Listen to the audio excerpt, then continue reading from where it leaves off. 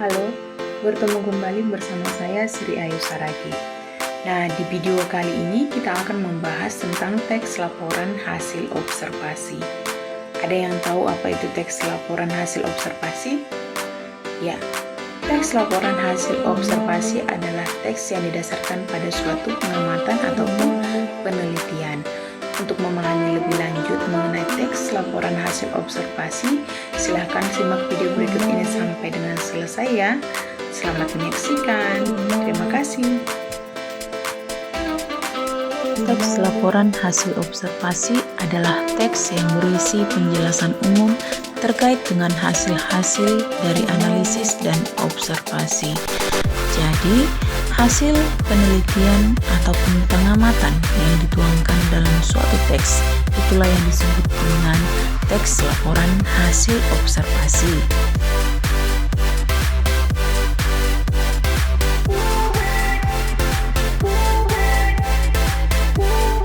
Selanjutnya, mengenai ciri-ciri teks laporan hasil observasi. Yang pertama, bersifat objektif. Yang kedua, bersifat faktual.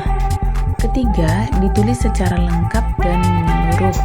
Keempat, tidak mengandung hal yang menyimpang, prasangka, dan keberpihakan. Dan yang kelima, disajikan secara menarik, jelas, dan logis.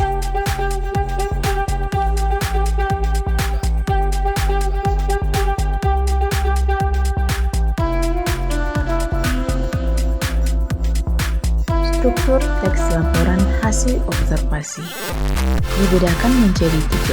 Yang pertama, pernyataan umum. Kedua, deskripsi bagian.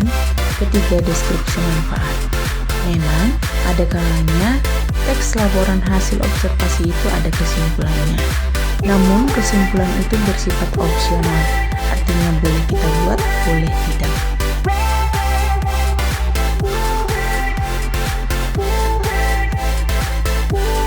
Pernyataan umum berisi pembuka atau pengantar hal yang akan disampaikan.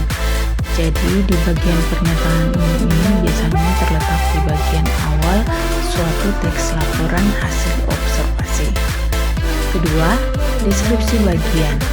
Pada bagian deskripsi bagian ini berisi uraian detail mengenai objek atau bagian-bagian yang dibahas. Ketiga, deskripsi manfaat. Ini berisi manfaat ataupun tujuan objek yang dikaji dalam teks tersebut. Kaidah kebahasaan teks laporan hasil observasi.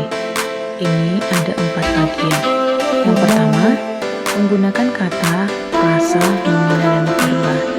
Jadi dalam teks laporan hasil observasi ini terdapat penggunaan kata ataupun frasa berupa nomina atau kata benda dan verba berupa kata kerja. Lalu yang kedua, proses afiksasi. Jadi proses afiksasi ini berkaitan dengan proses penyembuhan.